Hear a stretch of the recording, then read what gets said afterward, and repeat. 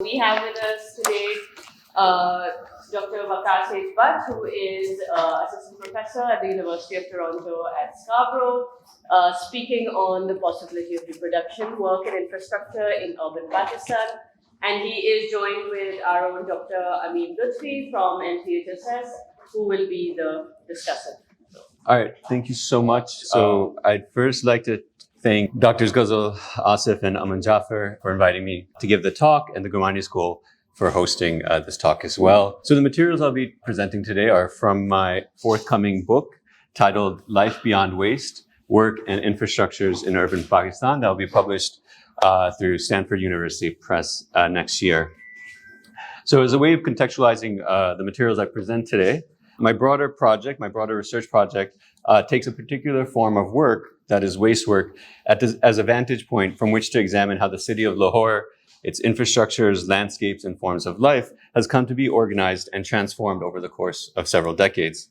So today's talk, I'll trace how forms of life built upon caste-based relations have materialized themselves, though in a transformed state, on Lahore's urbanizing peripheries. I'll do this by tracing the intergenerational trajectories of settlement, work, and life among waste workers and their kin, who are predominantly from low or non-caste Dalit groups in the Punjab. So with that brief preface, I'll begin. In the early days of my fieldwork, a municipal worker who would retire in the coming months emphasized to me that this job, sanitation work, is not like a field, pali, that can be inherited and used for cultivation. Though municipal employment is inherited across generations, this worker was pointing out the fact that waste work is not a tangible asset that can be potentially passed down to future generations in the way that a field used for cultivation could be.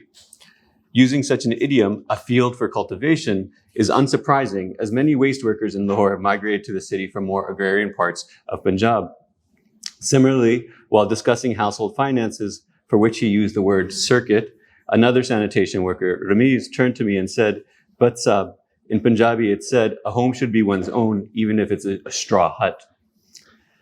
And additionally, the Jugian settlements where many informal workers reside and store waste materials that are eventually sold to junkyards are socially marked and stigmatized, which has facilitated and legitimized their dispossession and removal by public authorities and private entities. When explaining why their homes have been subject to repeated and violent acts of destruction, a waste worker residing in a Juggi settlement was prone to say, "These Juggiyan might be garbage for housing societies, but for us, it is a home." So on the one hand, these statements highlight the centrality of the home as a primary site of social reproduction for waste workers and their kin across generations, something I'll explore in my talk. On the other hand, they also implicitly foreground a wider set of transformations in life that have been unfolding across Pakistan through processes of urbanization. Very much how two very distinct paces, a middle-class home and a Juggiya settlement, are connected. Today, I'll examine those transformations as they play themselves out among waste workers and their wider kin networks on such urbanizing peripheries. Just a quick map. This might be familiar to most people here, but you can see, so these are the areas in light gray where I did where waste workers resided, and these are the areas where I conducted field work with waste workers themselves. So before I go into most of my talk, let me clarify a few things. First, what I mean by reproduction. The larger book project explores reproduction as a distributed process unfolding at the following registers and scales. The reproduction of forms of life organized around caste-based relations in Pakistan, even if there's been an overt disavowal of caste by both Muslim nationalism and the Pakistani state. The reproduction of urban life, especially through the dependence of upper and middle class existence upon the stigmatizing toil of waste workers from low caste backgrounds, and the reproduction of lives and livelihoods of waste workers, their kin, and many other actors along value chains of waste. So I'll be dealing mostly with these last two sort of scales of reproduction. So waste work and infrastructures. This waste work takes away, a little bit just to clarify what waste work is, takes away and disposes waste materials from certain spaces, a middle-class household, a private university, a shopping mall, and makes them present elsewhere, a dumping ground, a juggi, a junkyard, or factory. Moving waste materials as they do across urban landscapes and beyond, waste work constitutes an infrastructure of urban life. It organizes urban life, thereby entangling it with the social, economic, spatial, and cultural and political dynamics of urbanization. So this movement isn't just accomplished through human labor and techno-infrastructural entities. It depends upon an expansive set of social and political relationships, ones that stretch across urbanizing landscapes, everyday social life, governance institutions, and informal relations of work today, work and exchange. I won't talk about these, but I'm happy to address them in the Q&A. So my point of briefly mentioning them is to make clear how expansive waste work is as a social and political relationship. And relatedly, it's meant to foreground those forms of life built around caste-based relations and their reproduction in a transformed state through urbanization, uneven urbanization. Most, if not all, the waste workers I conducted fieldwork with came from the area known as Majha Punjab, central Punjab, which is situated between the rivers Jhelum. And this historical region, as many people know, probably has sort of been, home to prominent interventions into agriculture, land settlement, canal colonization, these sorts of things. I'll briefly go over this. It may be known to a lot of people, but within sort of central Punjab and Punjab more generally, there's a huge distinction, important distinction between what groups who are seen as agriculturalists, who are of higher caste backgrounds, who enjoy control over and access to land, and have access to other sources of power, wealth, and status. In Punjab, these are Jats, Avans, Arains, Bhattis, Jima, even Rajputs and Saids. Alongside agriculturalists, there's also non-agriculturalists, and these would be seen as sort of low or non-caste Dalit groups, also some quite often called menials or quote-unquote gummies. And they performed all kinds of work and labor in the countryside. They did engage in cultivation, but lacked control and ownership of land. And there's clearly been a degree of upward mobility. So municipal sanitation workers are almost entirely Christian, having converted from a non-Dalit group known as the Judah, but there's many others that they had converted to as well. Informal workers came mainly from Khana Badosh, Bakivas groups, as well as other low Dalit groups known as Jangar and Musalli. A lot of these caste identities are quite blurry, and it's not always clear one's class background, right, because of the social stigma surrounding it. And lastly, another part of sort of the caste dynamics I explore in the book, and I will be relevant today, is the significance of, some people have called Ashrafi hegemony, the sort of Ashraf Muslim groups. The sort of Ashraf and Ajlaf sort of distinction has a pre-colonial reality. It's also was very important to sort of colonial governance and censuses and ethnographic descriptions. And sort of the Ashraf was seen as a patrilineal descent group of Muslims, akin to twice-born caste Hindus. And very important here is the idea of foreign ancestry, right? Whether that ancestry, Arab, Afghan, Persian, or Central Asian lineages. So the Ashraf were a privileged class of Muslims that sought to legitimize themselves as the representative of Muslims as a unified community in British India. That's why it's so important for Muslim nationalism and Pakistani nationalism. And their hegemonic status, of course, has been contested following partition through various kinds of claims in public arenas and regional claims as well. So forms of life in the Punjab, not to mention other parts of Pakistan, have historically built upon these caste-based relations in which control over and cultivation of land and differentiated kinds of labor have been crucial, while also intersecting with the hegemony enjoyed by Ashraf groups among Muslims throughout the Indian subcontinent. So as urbanization has proceeded across Pakistan, these caste-based relations and forms of life built upon them have been transformed by a wide set of historical processes, right? Agrarian transformation, informalization of work and economies, expanding state power and institutions, and urbanization itself. Put slightly differently, just as hierarchies characteristic of caste-based relations in the Punjab have been diminished or undone over the years, other kinds of relations and forms of life have arisen in urban centers across Pakistan that draw upon these historical interdependencies and inequalities. In a recently published monograph, Amada Maqsood describes how in Lahore, an older middle class had coalesced under the colonial regime, that it expanded in sort of the immediate post-colonial moment by virtue of their ownership of land, access to education, and state employment, while a new middle class has arisen since the 1980s, migrating from smaller towns in Punjab and residing in older parts of Lahore and finding employment in the private sector and running small businesses. What I want to emphasize is both sections of Lahore's middle class are drawn heavily from Ashraf groups as well as higher status Ajlaf ones, who have historically controlled land in the countryside and maintained access to state and non-state resources. So the transformations in urban life described by Maqsood, in which class and religious piety are deeply entangled, must be situated within a larger project of class-based development unfolding across urban Pakistan. And everyone probably in this room is aware of sort of the construction of high private housing settlements and societies for the middle and upper middle classes, which really creates a real estate market, a speculative real estate market that makes access to land and housing quite limited for working classes and the urban poor. Speaking about sort of urban peripheries, I'm drawing on the work of Abdul Malik Simone, who describes such peripheries as sites where, quote, discrepant land uses sit side by side in oscillating spirals of extension and decline, where it's difficult to discern just where things are headed, end quote. The world inhabited by waste workers is thus one that takes shape in the shadows of such transformation, where workers must navigate the uncertainties that come with living on an urbanizing periphery. What I want to illustrate in my talk is those uncertainties were fundamentally about the reproduction of a life in the present that could then make possible one in the future. The rest of this talk will unpack three distinct kinds of effort aimed at reproducing life on an uncertain landscape of the urban peripheries. So one is settling on land, two, building and maintaining a home, and three, exhausting oneself through work. These efforts exhibit a shared expectational quality, which grounds them in the present but orients them towards a possible future. Waste workers have to negotiate expectations for and threats to their futures in the present.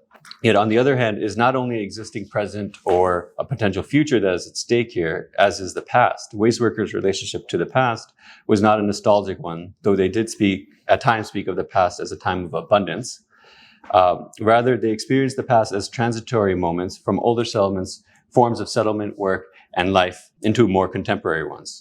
The durative quality of these lives, where events past and ongoing unfold, provide the texture of how urban life has come to be differentiated across Pakistan. The reason for doing this is to really register to the extent to which reproduction depends upon these caste-based relations. So now I'll sort of get into more of the ethnographic materials. The paternal family of Ramiz, the sanitation worker I mentioned in the opening, was from a village near Sheikhupura. Prior to partition, most Christians and Muslims in this village worked for Sikhs who were prominent landowners in the village.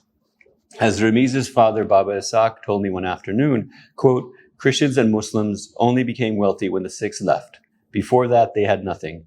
They only received a portion, a hissa, of what was cultivated and worked for the Sikhs. The Sikh landowners, he estimated, had over 60 murabbi, nearly 900 acres under their control, and had 60 tenants and their families on that land. This is unsurprising, as many low Dalit groups that were settled in central Punjab worked as tenant farmers for Sikh and Muslim landowners. And after partition, the landholdings of departing Sikhs were often given to Muslims arriving from eastern parts of Punjab.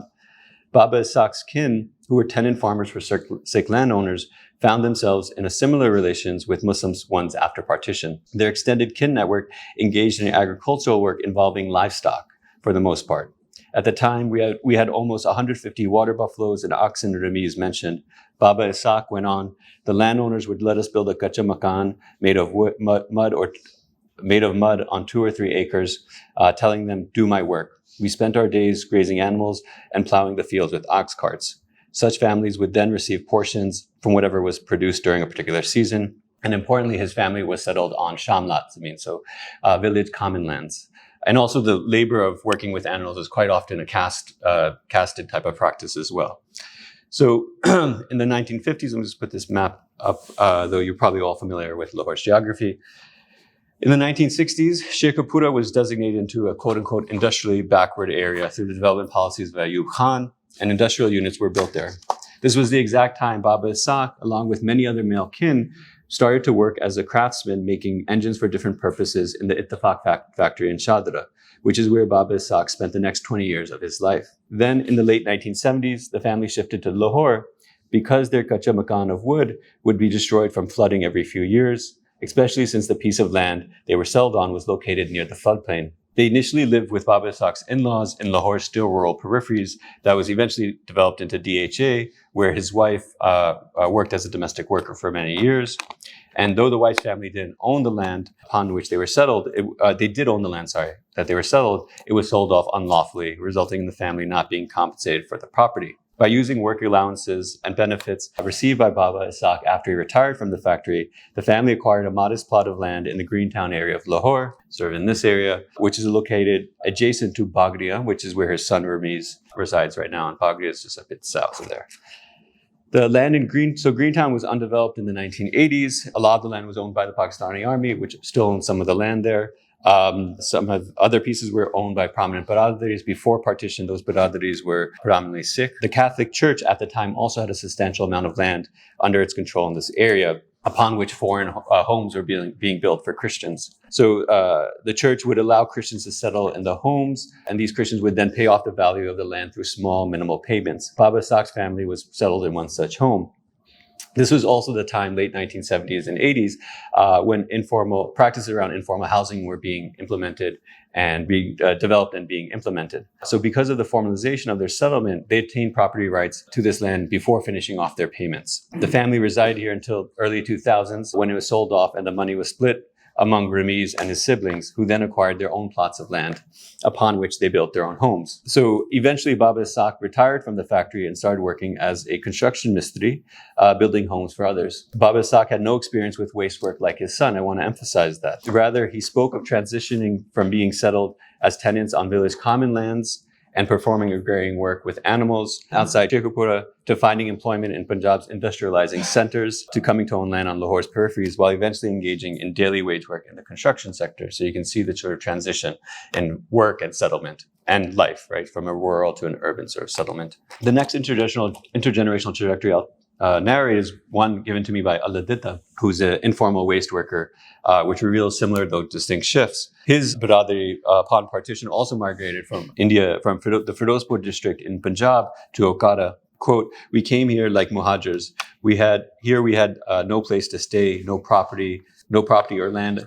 Aladita explained, "We had everything there in Firozpur: property, livestock, and land." So upon their arrival in Okada, the Biradari was settled on someone else's land holdings, Raqba, and he also worked as tenant farmers for landowners. They resided also in a kacha makan that offered them, in Aladita's words, at least some protection from the elements. They also engaged in cultivation and harvesting crops, not as much around livestock, as was the case with Baba Isaaq, and very similarly getting portions from whatever was being cultivated, as well as some minimal wages. Just before Aladita's birth, they received a sort of a contract, a teka, to grow watermelons on a land holding of several acres. This would be sort of harvested on a 6-month season, and they would sell it to commission agents, audits across Punjab. So Aladita, having seen his paternal side of the family do this work, described how the uncertainties that came with this kind of work, from dependence on credit for cultivation and everyday goods to unpredictable harvest caused by weather or lack of proper care, caused a generational shift away from agrarian forms of settlement, work, and life. And it was his father's generation that shifted to waste work, which would have lasting impact on Aladita and many others. Quote, "Leaving early in the mornings, my father would go from village to village, hawk junk throughout the day, and then come home in the evening. And everyone since then, my paternal family, established themselves in working with junk." Coming of age in the mid-1980s, Aladita too started hawking junk along with others from his Biradari across Punjab. He would describe a person could only bike 20 to 30 kilometers away from their settlements, he told me, because on the way back, they had the added weight of the junk they collected. Eventually, after a few months, there would be nothing left to collect in that radius, so the entire family moved on to the next area, bringing the juggi and belongings with them. Eventually, while his extended family settled in Faisalabad, where his father remained and became a junkyard owner, Aladita, having been recently married, came to Lahore in the early 1990s. And he and his wife settled with an uncle of hers, who was also an extended maternal uncle of his, in an area known as Mustafa Town, right there, near the western edge of the city. We were there for about 4 or 5 years, Aladita told me, and then in 1999, the LDA bulldozed us. Over the course of the next 2 decades, Aladita and his kin, like many in these informal settlements, have experienced a cyclic pattern of dispossession and resettlement, which became familiar to me through conversations and interviews. They would be settled in an area that had not yet been developed, usually paying rent to landowners through intermediaries. And as more juggiyan would be placed in permanent homes, often middle-class ones, started construction, quote-unquote property dealers notified those residing in informal settlements that their juggi needed to be removed. Their removal was justified on grounds of public nuisance and public health. Then property dealers would threaten them with forced removal, which quite often did happen in operations carried out by the LGA, police, other public authorities and or criminal gangs. And so Dalit and his kin have been settled in these interviews in these 5 different localities across Lahore's southwestern peripheries. And that's generally the sort of trajectory of their sort of settlement and resettlement. Dalit now has moved for further slight southeast, also near Bagrian, where Ramiz resides. So the intergenerational trajectories described by Ababa Isaac, Ramiz, and Aladita reveal how previous forms of work and settlement shared among them have facilitated their disparate trajectories of settlement and work in the city. Specifically, they were engaged in agrarian forms of work and labor and settled on land that was not their own, that is common land or others' landholdings. In both instances of work and settlement, they were dependent upon landowners who were presumed to be of higher caste backgrounds. A striking feature of their narrative is the limited emphasis placed upon stigmatizing forms of work or labor, such as scavenging or collecting night soil. Moreover, though my own materials are limited to access, not having limited access to women, it's clear even in these narratives, right, that gendered and sexual relations governing marriage, land, and work have been critical to the reproduction of life across generations. Though waste work is undeniably significant, it's very important for me. Shifts in forms of settlement work are expansive in nature, right, and should not be overlooked when considering migration and settlement of waste workers. So over the course of several decades, kin across generations have had to navigate, on the one hand, these forms of work and settlement, and on the other, an unevenly urbanizing landscape, right? And it's within such historical transformation that life and sort of the caste-based relations that I'm describing have been made possible and reproduced. So I think it's a clear sense that how these intergenerational trajectories have played out. Now I sort of want to talk about the home and especially how debt has been enfolded into the homes.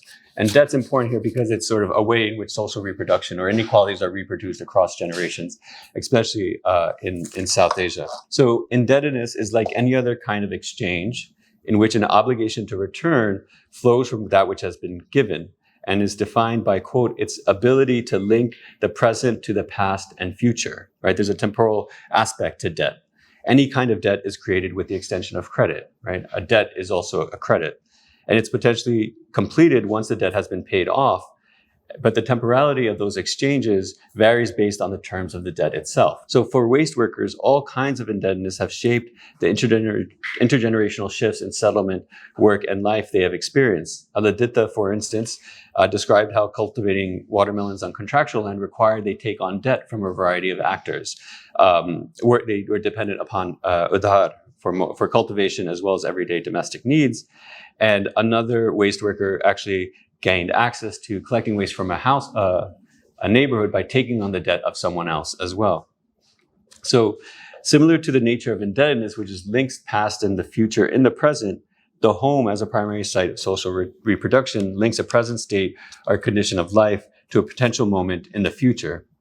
Indeed, waste workers' use of the word circuit gestures to the managed reproduction of the home across time. Running this circuit required the constant flow of money, goods, and other material things into and out of the home to ensure its everyday building and maintenance.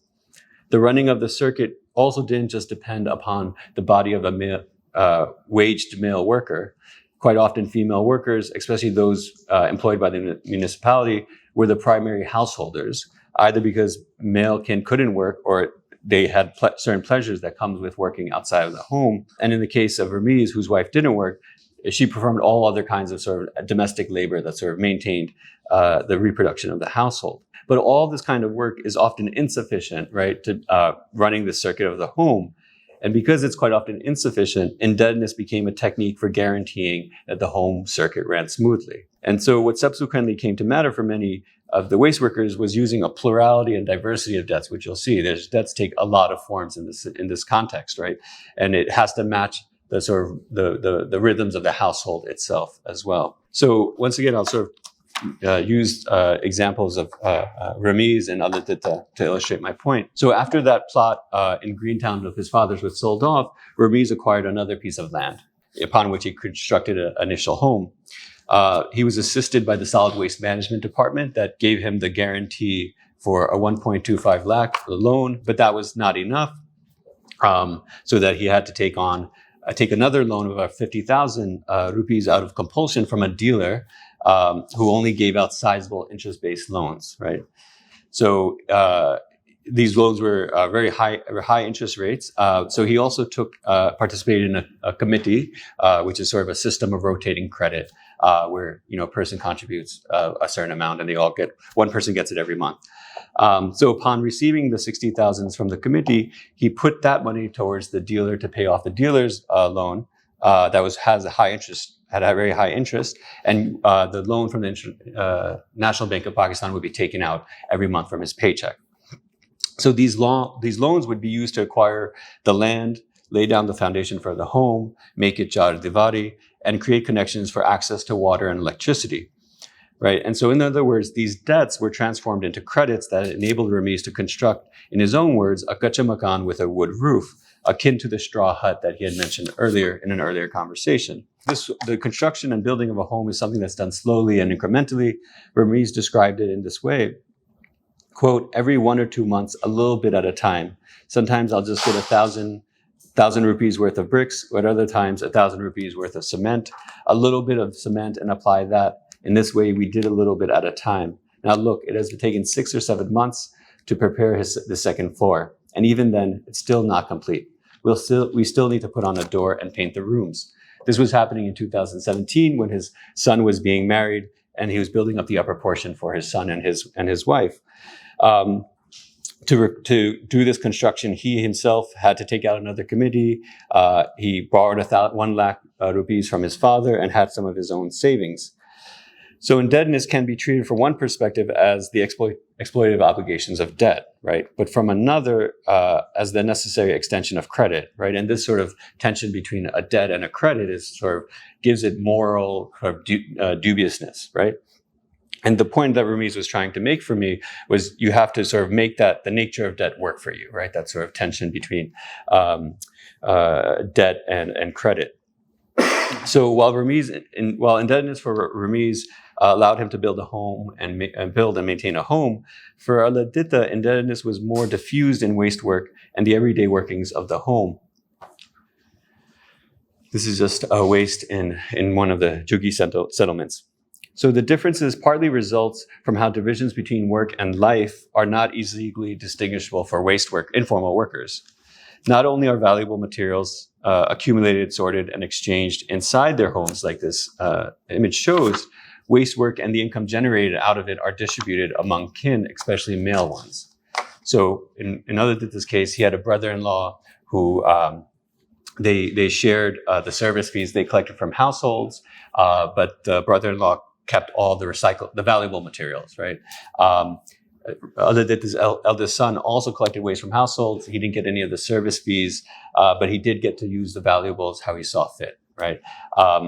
And then other male kin would be constantly coming in through Lahore, who would be given a daily wage, dihari, or maybe nothing, just a place to stay. Female kin also collect waste from neighborhoods, but I never saw them being given sort of remuneration, never given money for their work, right? So this drawing on kin-based labor, right, allowed Aladita to engage in other kinds of informal work. For example, he was a delivery person for an appliance store in a nearby market for some time.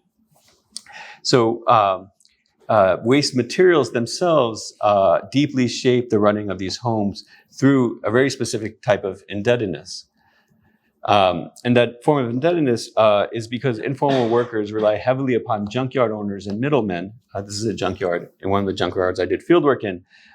Junkyard owners and middlemen as the most liquid actors circulating in these settlements. Liquid, I mean they have money, they have like cash on them.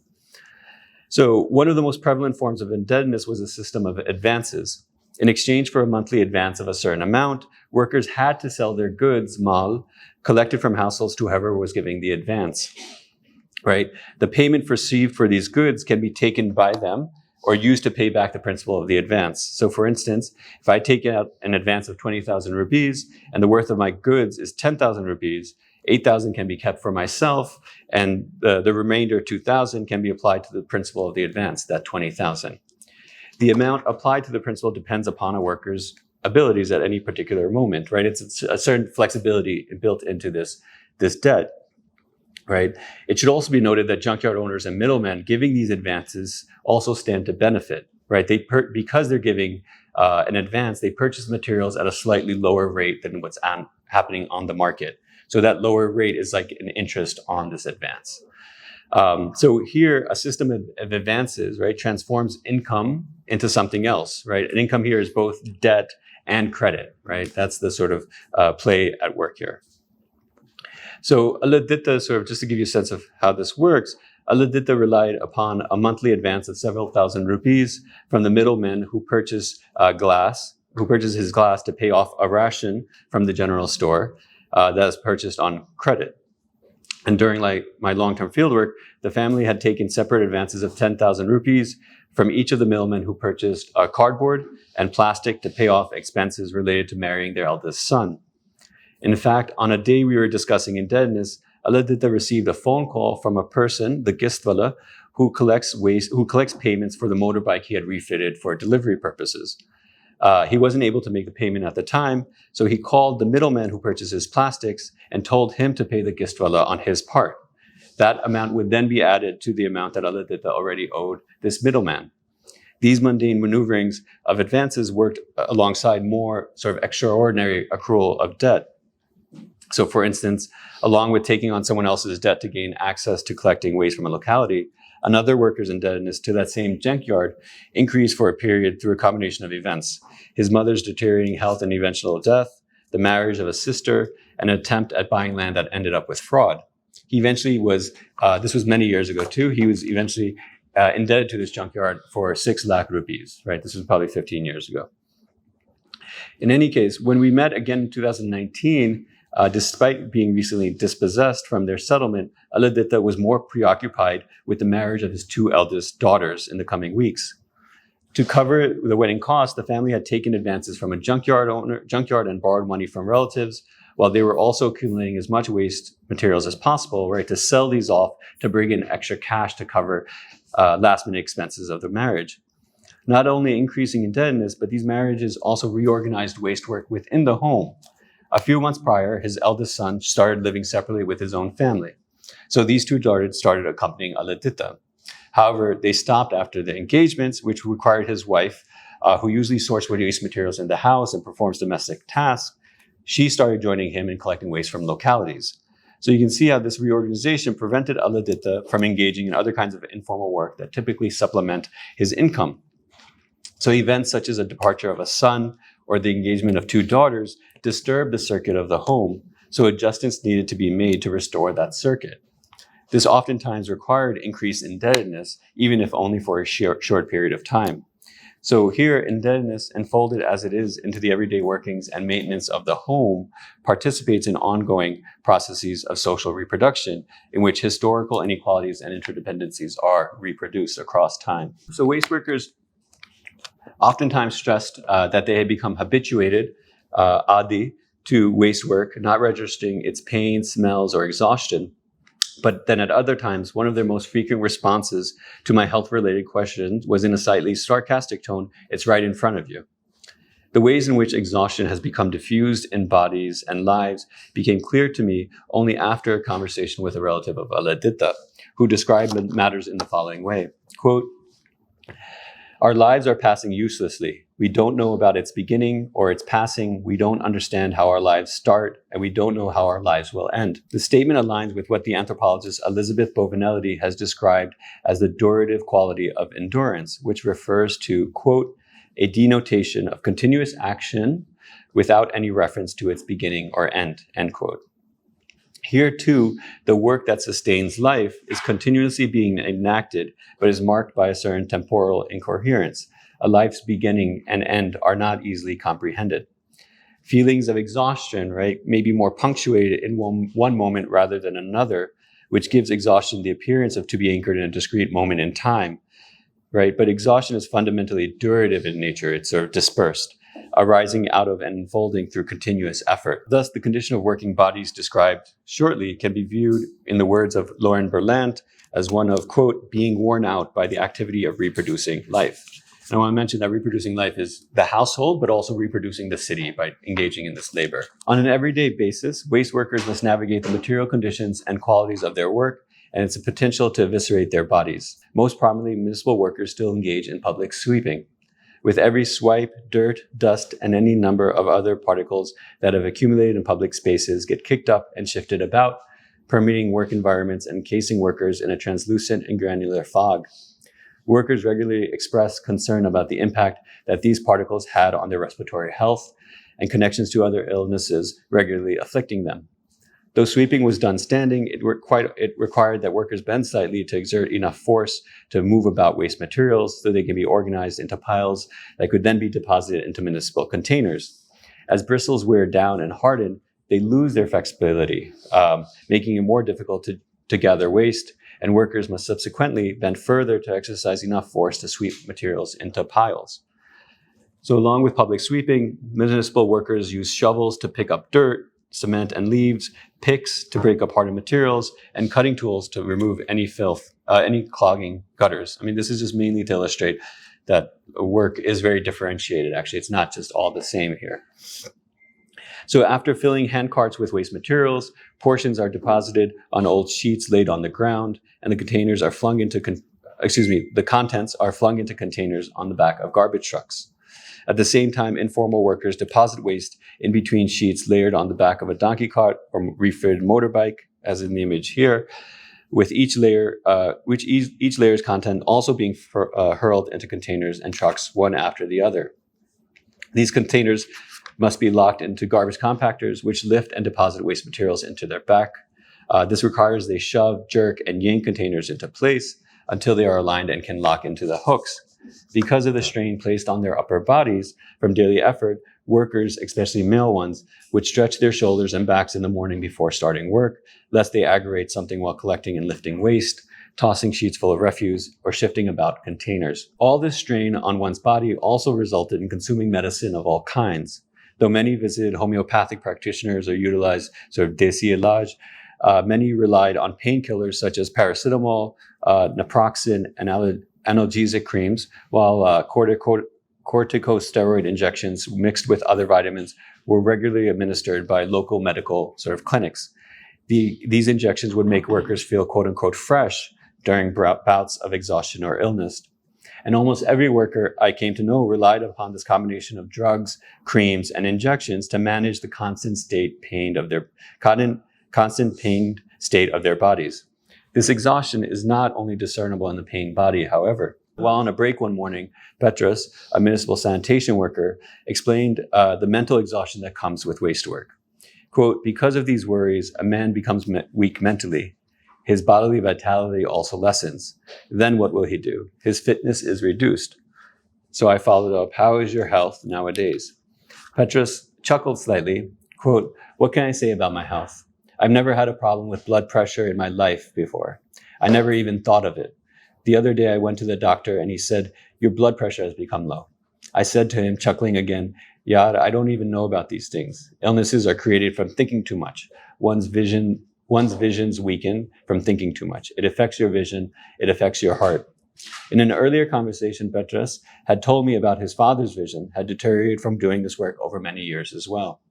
In fact, this is why he and his mother started accompanying and assisting him, explaining that, quote, 3 people were working on 1 salary. So his own deteriorating vision was lamentable, though unsurprising and expected.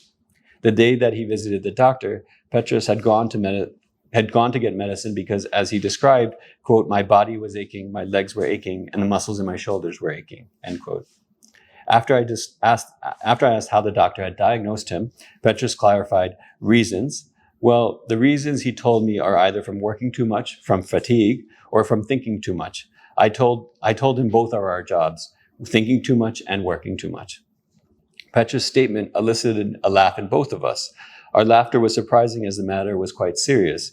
Weakness and fatigue caused by this form of work has reduced his immunity, which could potentially make him even more vulnerable to other afflictions and illnesses and further destabilize his already precarious condition of life. A litany of similar stories in which work, illness, and debt were intertwined among individuals and social relations across generations were shared with me by many others. The trajectory of events in these stories almost always mirrored each other. a tailspin of uncertainty in the present that rendered one's own future and that of one's kin unclear. At times, events were narrated as barely significant occurrences. At other times, they were described as life-altering shifts. Right? The ways in which such events are registered across the lives of workers and their kin gestures to the durative quality of bodies and lives across generations. I won't talk about it right now, but I also don't want to sort of say that only thing happening here is like pure exhaustion of these bodies. There's also other kinds of relationship to this work that's not just about exhaustion. And I talk about it in sort of in the chapter that this talk is taken from. Just as a quick way of sort of concluding, I talk about sort of the historicity of these lives, right? The connection between the past and the present and future, right? To first sort of make clear how sort of reproduction is something that happens across generations and in many different domains of life, right? Whether that's the house, whether that's indebtedness, right? Whether that's your body as well. And a lot of this has to do with how do we understand urbanization, capitalist urbanization, and waste work, waste infrastructure. Because quite often these sort of historical identities and sort of reproduction of these inequalities are kind of overlooked when we think about urbanization, capitalist urbanization, and waste infrastructure, especially sort of across South Asia, where caste and gender are really key aspects of this urban processes of urbanization. And so, waste work and the waste workers, right, are become a central part of how urbanization plays out in very uneven ways. And so I'll just conclude there and look forward to the questions, and thank you so much.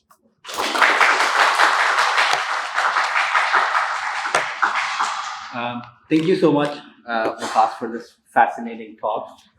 Before I open it up for question answers and get some comments from you guys, I want to just say maybe a few words about the text. I mean, so for me, it helped. This talk really helped me understand a question that has been sort of in my mind. I'm guessing other people have had it too. And the question that comes up every time you see a newspaper ad for sanitation workers with a specific caste or religious requirement. And every time that comes up, it comes with a lot of like uproar and sort of anger and disgust among sort of, audiences with certain liberal ideas or certain, ideas about, like what sort of, equality means. Right.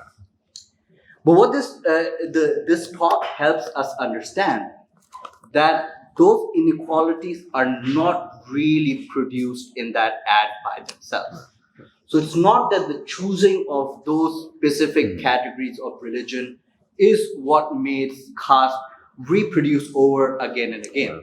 Because as you show, I mean, these are these are relationships that have produced for perhaps several generations now. Yeah. So we're looking at 100 years, 150 years, maybe even. Yeah, that's a pretty long time considering the kinds of changes that have really transformed the world all over. Yeah. And we have something that just keeps on reproducing itself. So we know, I mean, it can never be something as thin as just a newspaper ad or sort of government classification. But what we see here is that inequality is grounded in very physical spaces like the home. And home also of a very specific type, a home that can be dismantled and remade, that can be taken from one place to another, sort of this idea of precarity that comes in. It's reproduced in the kinds of social relationships that are engendered with sort of what you talked about with debt. Right, debt, and also debt as not debt mainly in the more anthropological sense of as an animating force. Right. That debt gives life force for social relationship to exist, for social relationships to endure. And thirdly, what you said, that it's reproduced within the human body itself. It's the body of the worker giving something of him or herself in order for this relationship to reproduce. So I see it's a much more complex consortium that leads to the reproduction of this relationship between caste, waste work, and maybe even class as well. So in that sense, I think it's fascinating. It gives us a very rich social and sort of tapestry to understand. Very complex relation, especially considering the fact that caste is something that we don't officially. It's something that reproduces itself without you recognizing what it is. So you don't really need to see caste as caste for caste to reproduce. So I mean, I just want to, like create this open thought, maybe like have a few questions to begin with. One of the first questions that I want to think about is like, I mean, the two kind of categories of relationship that became very common is this idea of precarity. And perhaps the other side of precarity is ingenuity. Sort of precarity leads to conditions that people have to sort of, like new possible, what you were talking about the last time about how you put the strap, what kind of medicines you take, how do you stack up your donkey cart, where you build your home, how you build your home. So all of those big things become essential. And I'm wondering if like those are two terms like precarity and ingenuity are also, when we think of it, these are very neoliberal ideas. And by neoliberal idea means it's a very short-lived ephemeral thing. You have an ingenious idea today, it might not survive tomorrow. You have it's a precarious position today, it might not be tomorrow. But what we see is a very long-term durability. So, and especially in anthropology, you have this problem of, every time you talk about continuity, you want to see structure. Continuity only comes from state, it comes from policy, it comes from law, it comes from those hard things. Human beings are ingenious, we always do things differently every time we start with it. Well, I want you to think, I'm wondering if you want to say something about, this long-term continuity and how that long-term continuity, how we can think of continuity in relationship to precarity and ingenuity. That's the first thing. And the second question that maybe if you can touch about lately, because it's so central to this whole mechanism, the waste, the junkyard owner. Are the junkyard owner also socially related in some way? Are they from similar caste background? Is sort of, is it just that, is waste work by its nature have the symbolic quality that it leads for certain? Or is it certain types of waste work alone? Yeah. No, thank you so much. I mean, your comments as well as the questions that you had were really insightful and are, I wish we had this conversation before I wrote the chapter and stuff. But to come to the question of precarity and ingenuity, I sort of kind of avoided those, especially the precarity kind of question, because of how I didn't feel like I had anything to say about precarity, right?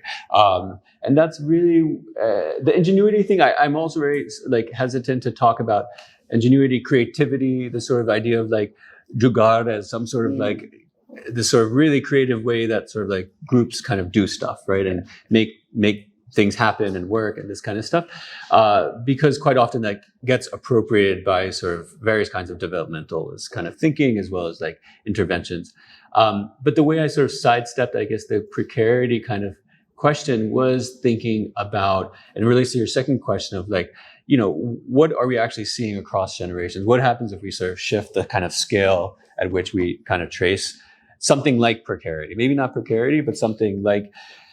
Yeah, but surviving 3 generations is clearly not very precarious. Yeah, exactly. I mean, there's a degree of that's where the kind of language of endurance is coming from, which is coming from a very specific anthropological conversation, but also like how do bodies endure, but also how do things endure, and that endurance doesn't mean that it's a structure that's constantly just reproducing itself in the same way and causing the same things to happen, but it's enduring through its very transformation, and I think that's where kind of the conversation on caste also becomes important. You have to and that's a lot of the discussions in caste in India, but sort of the kind of more critical approaches to caste has sort of been like, how does something that continue to reproduce itself by changing, by sort of referring back to some sort of identity.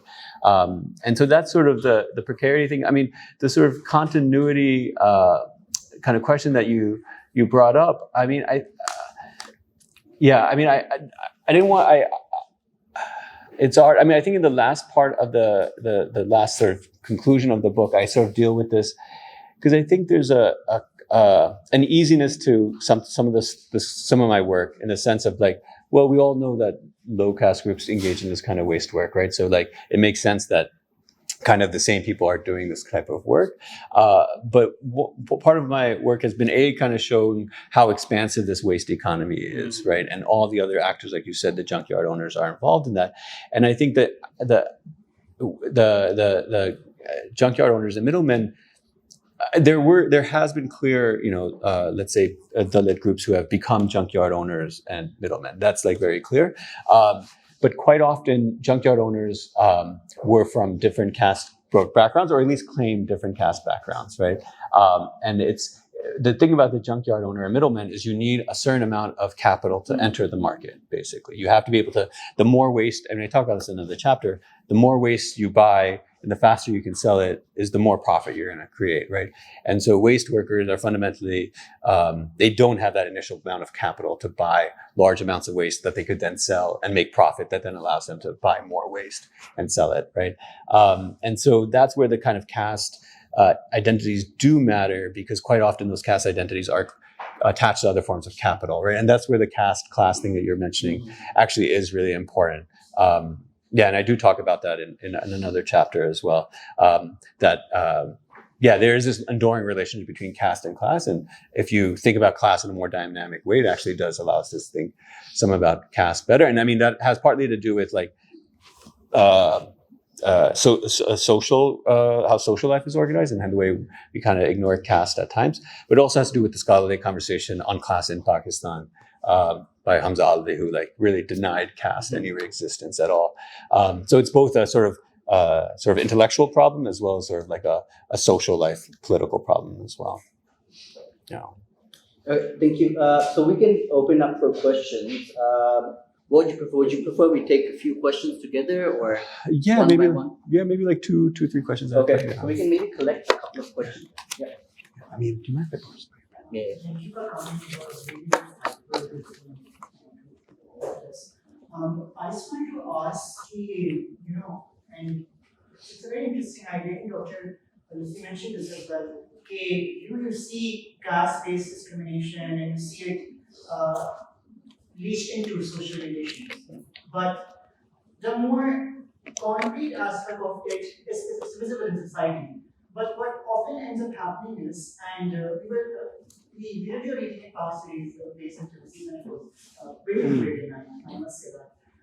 One thing that I was very intrigued by over there, and even in the talk right now, you mentioned this idea about the urbanizing periphery. I wanted to ask you, do you think this deepens this sense of the other that we have of most of these caste groups? And by that, you mentioned this idea in reading as well, how there are in this relationship of giving, you create this unequal reciprocity, which embeds, these structural hierarchies, and based on these caste-based relations in society. So, I don't know if you saw other facets of these social relations which are not as concrete, which are not as talked about, because I went to a convent for 11 years, and for me, up Jaki, when we were discussing this idea, it was never about classism. It was not that. It was always a very caste-based discriminatory attitude. So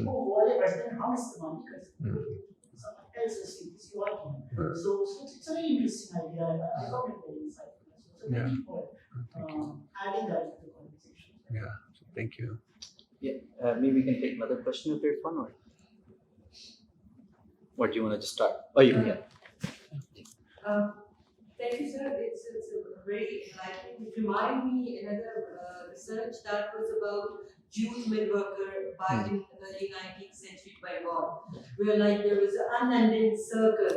Once one entered in the circle, eventually it dies, and then generation. I'm just trying to guess that you are trying to say that it's actually caste-based, caste-ridden circle. So, but I have seen nowadays, even there is Afghanis who are involved in this trade, and it's like the more you junkyard owner, he's literally exploited. I have done a little research, exploiter who just, not just in shape of घर का ration, घर का rent, and bill for hospital and all that. But sir, I just wanted to know that how did you conclude it? Did you find any way to come out of this circle, or you think that it was just because it's a part of urbanization and will it go on and on? Thank you. Yeah. Yeah, maybe answer those and then we can take another round. Yeah, that sounds good. So the first question about sort of the other and social relations and reciprocity. I mean, I think that's very much important here. I mean, I also think it's part of the caste kind of question around here. It's not just that. This is like much more well documented. Is that caste doesn't just belong to a social caste. People who are upper caste also have sort of like what's called castelessness and this kind of stuff, right? And I in the book, as well as like reading more about it, I mean, this is where the idea of landedness is so important, right? Who is seen as landed, and what is the social aspects of that, right? And those, the same person can engage in the same type of labor, but one is seen as a landowner and one isn't, right? That sort of like social distinction is really important, and that's the kind of status that gets reproduced across time, even if one maybe enjoys upward mobility, right? That their class has changed, right? But that kind of attachment to a social category kind of remains. I mean, the reciprocity thing, and I think this might relate to the second question too a little bit. That's where these relationships, these caste-based relationships are very oppressive and based on inequalities and interdependencies. But a lot of the conversation, older like literature on caste, saw it as exchange and reciprocity and giving, right? And who can give and who can receive is a really important kind of distinction here. And in that article you mentioned that talked about, that's exactly what I talk about. I mean, middle class households always talk about how much they give, right? But they'll never take from that other person, right? That's a really important, aspect of how caste has this, like eating of food, right? Whose food can you eat, right? The lower caste person can eat potentially the other person, upper caste persons, but the upper caste person will never receive the food from the low caste person, right? So that reciprocity is a really key aspect of this, and it's not as much in this chapter, but it is kind of found. I do explore it in other places. The circle thing, I mean, I think it's really important. I mean, I think I don't talk about the sort of Afghan or Pashtun workers, partly because I didn't have access. They were very suspicious as far as like, the Pakistani army and intelligence agencies and all this kind of stuff. So I didn't conduct field work with them. And so I just have I mention it, but I sort of talk about how I can't comment on that too much. But your larger question of, I mean, I do think how can I say this? I mean, the junkyard owner is engaging in exploitation, right? And so I don't want to ignore that by any means at any way. But some of the junkyard owners are also being exploited in relationship to other people as well, right? I mean, the one that I showed the image of, I mean, he hasn't joined the middle class by any means. He's still like low, at best, lower middle class, but probably working class. He lives very close to these communities. He doesn't live in a juggi, but he lives in basically a settlement right next to it. So that's one aspect, but I also think it's a larger sort of, and this is where the kind of informal economy is important, right? I mean, they're both embedded in this sort of larger economic system that requires this recycling of this waste material and its buying and selling and this kind of stuff and these kinds of things. The circle question is something that I struggle with because I am making an argument that things reproduce themselves, and there's a clear kind of like process that's happening, and we can kind of trace it. But who is able to get outside of that circle? I haven't been able. I didn't necessarily see it in my fieldwork, and so I kind of don't address it, I think, adequately. But another question would be like, what I think the system's rigged before. It's hard to get out of that circle, I think. I mean, that's the kind of point that there's like a larger intervention that's necessary if you want to get out of this circle, right? You're not going to, by engaging in this, it's going to be very hard. You need someone, for example, that's where the church becomes a very important institution because it allows people to access certain things that they may not be able to access otherwise, right? Yeah, so I think that was a really good question. I mean, I think it's essential kind of like tension, I think, in my chapter. Yeah, just a couple questions. So part of what my senior year project is looking at a fund bridge between between and within urban spaces, and a big part of that is the idea about the urbanizing periphery. So I found two specific groups which like basically showed two different ways that urbanized periphery spaces form. The first is the other part here, each of this is a community of, I think, very cities of us. And in that case, it's a kind of social isolation from the rest of the city. Not many people know about when they don't really move out to the rest of the city. The other cases, when you look at refugee camps in Karachi, I think you have a steady trend of them being physically pushed almost farther and further to the edges of the city itself. So through like general research and through like initial field work, I saw that these people have very strong relations to what they perceive as the urban space that they also belong to and they're also a part of. So this is less of a academic question and more of a just general like way that your research went. Do you feel that the ways that people saw those urban spaces and their own relations towards them affected the way that you approach your own research, or the way that you found, or the way that your findings came out in any way? Good question. Yeah. Yes. I'm just really thinking about what Amna mentioned. I think in first part of your talk, you did mention about partition.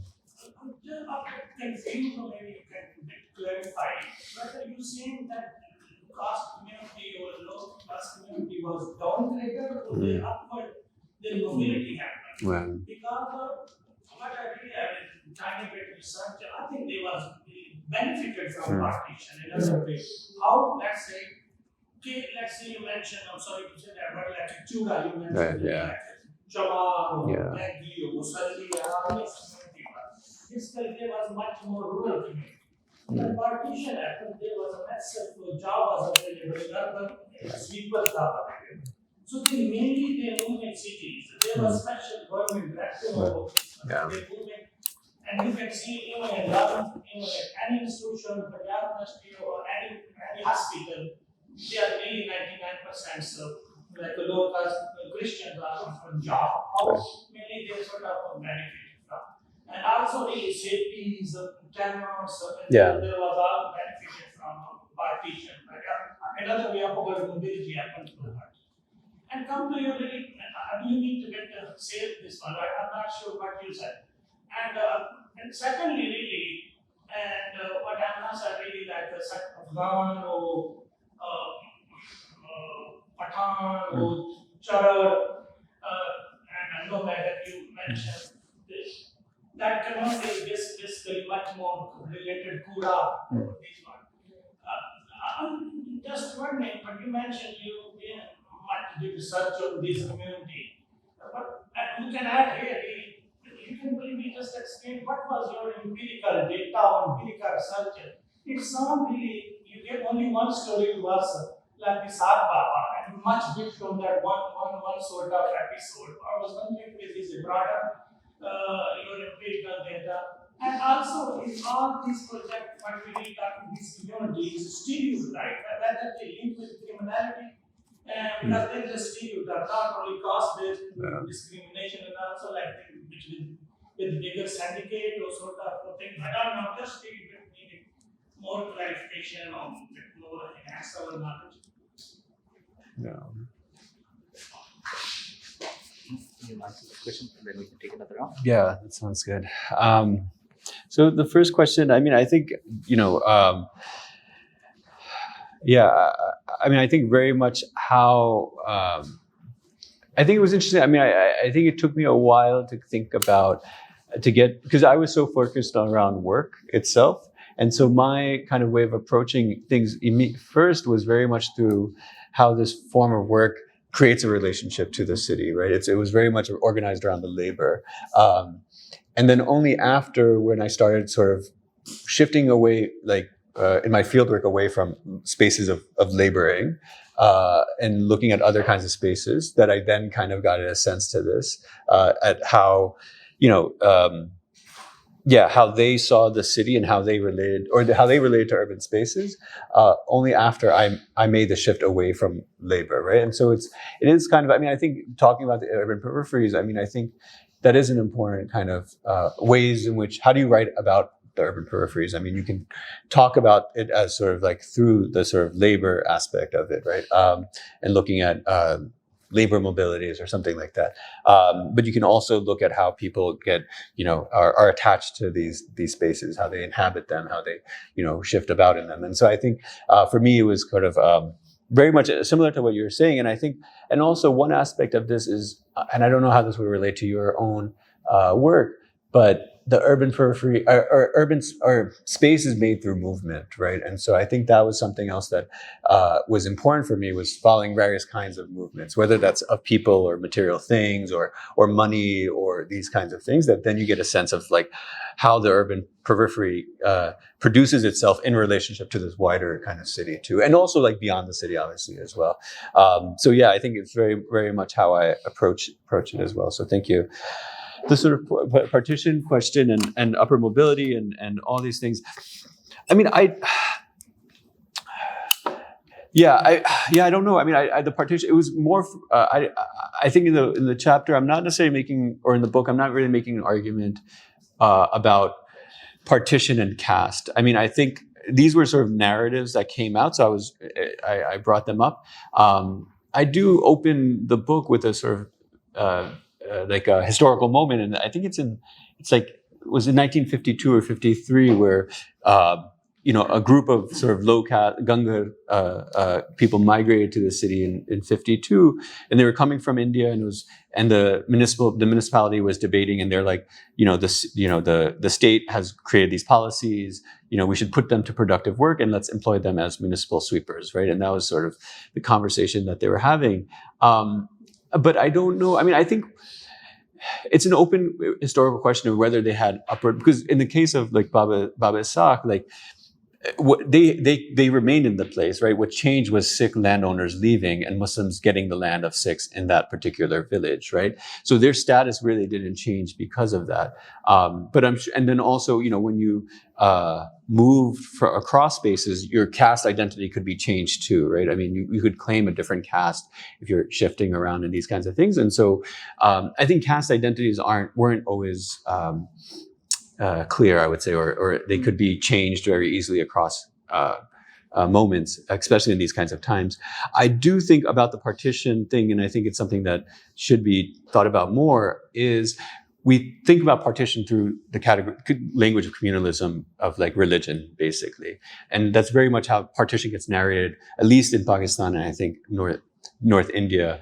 But you can narrate the history of partition through a different set of categories, those of being caste. And I think that hasn't been discussed as much. And I think that's a more like, whether they've enjoyed upper mobility or not, I don't know, that's an empirical question, but I think kind of thinking about partition as an event in which caste was deeply implicated, in the case of Pakistan, I think that's like a very important kind of question. And that's kind of what I got through my sort of, the interviews at least, right? Their experiences of partition were through their sort of caste identities. The kind of criminal gang aspect of this, I didn't follow it too much, but there's definitely for informal workers and Juggian settlements, there's definitely a criminalization of those spaces, right? And they constantly talked about how they're harassed by the police, and for a while there were issues around identity cards. They couldn't get a Shanakti card and these kinds of things. So there's definitely a criminalization of these sorts of like spaces and these bodies. The criminal like gangs and syndicates and these kinds of issues, I don't know. I mean, some of the junkyard owners, people would make those allegations against them that they were sort of connected to sort of criminal gangs in the city, but I didn't really like pursue that by any means. And I also think, the kind of question of 99% of people that work in, waste work and, janitors and these kinds of things coming from a specific caste. Reading, and I'm sure you read a lot in your own work. I mean, there were so many different castes moving around, especially during partition, but even afterwards. I don't think all conversions to Christianity happened from this particular caste. It happened from several castes. For example, the Gagre, right? The Gagre also convert to Christianity after partition in 57, right? So I think there's more complex caste groups playing out in these things, and there, in that sense, other groups can be recruited into these. We can't assume that they're from this one particular two caste and these kinds of things. So, but yeah, but I do want to clarify my main point about the partition is not making an argument about caste and partition, but really sort of throwing that up as a possibility. Just focusing on Chicago? No, I think I'm just that was sort of just an interview, and that sort of came out, but it was more kind of trying to illustrate because similar dynamics happen in other places as well, and in interviews those did come out. But Chikapur was because that particular person was from it, and the kinds of transfer, especially because it becomes it gets industrialized in the 60s and 70s as well. Can I ask, did you try to study or highlight missionary organizations, role of church and all that, who literally support them for the education, for the health, for the housing even? So, and there's another factor, that is the social acceptability. I mean, what if a Christian who gets education and somehow gets some resources to start a business, he can't, make a stall of burger. Nobody will go to buy it. So it is that I believe social acceptance is part of the problem, other than this junkyard owner, because he is not letting people out of this circle. So.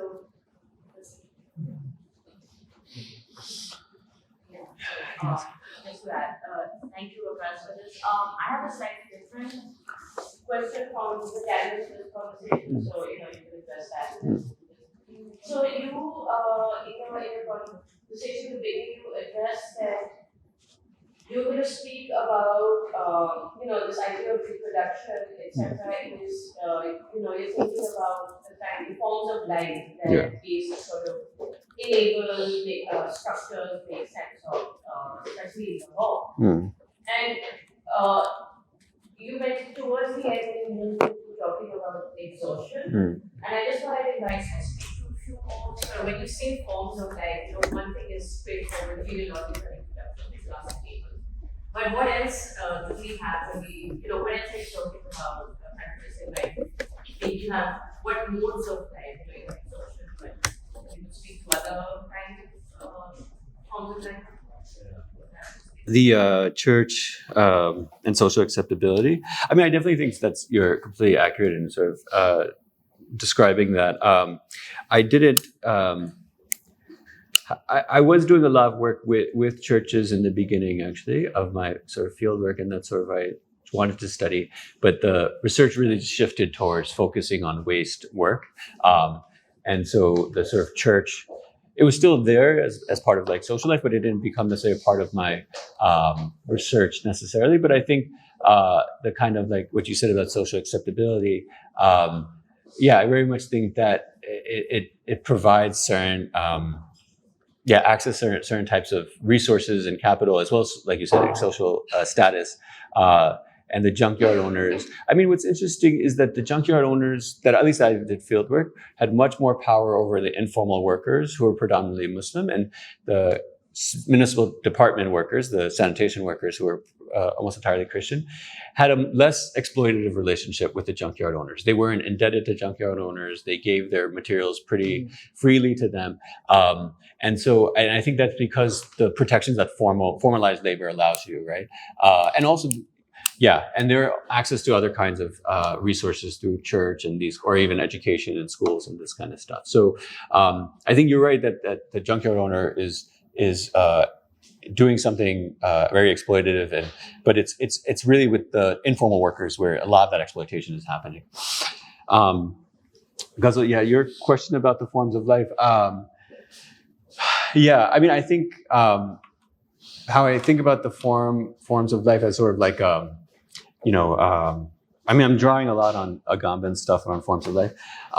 And his point is, and I think it's an important one that like, quite often we think about forms of life, we think about like class-based relationships, like the social life, right? And then natural life is separate, right? So this is between nature and society. And by using his idea of forms of life, he collapses those two, right? And I don't talk about the non-human or anything like that in my work or environment even that much, to be honest. But I think his point about showing that, like looking at how life plays out as a singularity, and he develops that kind of later on too. I think that has been helpful for me to kind of get away from the kind of like social reproduction stuff about inequalities get reproduced. Also, sort of like other work from like feminist science technology stuff about reproduction as a distributed process, which I think is really important, and feminist labor, so all this kind of stuff, and thinking around, how does a life exceed possibilities or what we think is possible, right? And I think that's something that, in this chapter, I try to get to that a little bit. Like, even though it seems like I'm showing like, this like caste structure is reproducing itself, part of it is kind of showing like those modes of life and how they're made possible and when are they disabled, right? Or something like that. And I also, once again, it doesn't come out in this book, in the chapter, but I think my point is that this form of life and this like waste we can't actually collapse them, right? Like these lives actually do exceed this material of waste. Like they matter more than that, right? And, even if it falls into this caste-based type of labor, what people kind of do with it and how they reproduce themselves and others is going to be in excess of that a little bit. And yeah, there's this like language of excess that I'm taking from some Bataille and how he thinks about excess and stuff like that too. So, but yeah, thank you for that question. Yeah, Aman. Yeah, thanks, Lucas. And I have a couple of questions. Firstly, I was sort of, speaking of the circuit, of the home of but I was also thinking about the circuit of the way globalized capital, in which, I don't know if I could put a time like this, but maybe since the last 2-3 decades, this kind of regulation has really become connected, which has created a certain number of economic opportunities, but it has also in a way reoriented what base work has historically been about. Yeah. So the entry of class, of course, is part of the process as well. But along with that, I was also thinking of, for example, the kind of settlements that the water program is demonstrating. I mean, the internal sort of dynamics of these settlements, also have been really irrevocably shaped by the entry of global capital into regulation, in the sense that now the Right, yeah. I mean, this is now the new kind of leader of these kinds of communities. The relations between members of what may look like tribes previously now are being shaped by their position in the race economy. Along with that, also, I think he has also shown that this is the way in which life, domestic and labor and economy are so fused together. So in a way, waste is also responsible, I think, for this kind of arrangement sustaining itself. Otherwise, in many ways, the kind of pressures on these settlements are such that it's really difficult to sustain them otherwise. Yeah. So, I mean, to put it all together, I'm just thinking of how, while the structure of caste in a way remains the same, despite all of these kinds of transformations Wow. of both the economic value of their work and the relations between and across members of these communities. Oh, definitely. I want to add just another Yeah. point to Aman's question. I mean, the other aspect of globalization of this industry is the export of trash in large scales. Yeah. So I mean, so it seems like from what you talked about, that the specific way in which space was mapped out, with sort of trash kahan generate hota hai, wo khud kahan rehte hain, trash sites kahan pe, there's some kind of symbolic order to how that thing was. But now that you have this kind of, what Aman was talking about, this kind of transnational angle coming in from the outside, does that redo the geography of the city with sort of what Aman, trash coming in from outside, but also what Aman was talking about, Chinese recycling companies, and Chinese waste management companies, and so on, all of those coming in. How does those transformations? I mean, just add that on. No, that's great. Should we do another question, or should I? Does anybody have a question? I think also we can have the last question if we're running out of time. Really, what you said is not related. You can throw light on what you mentioned is that houses. What says gated community? So how do I think that gated community would bit benefited what really because वो पूरा आपके doorstep से भी खा रहे हैं. So I think that could be my main then that middle class is emerging, but what these people, the caste community was they benefited or not, I don't know. Just asking take the big line on it.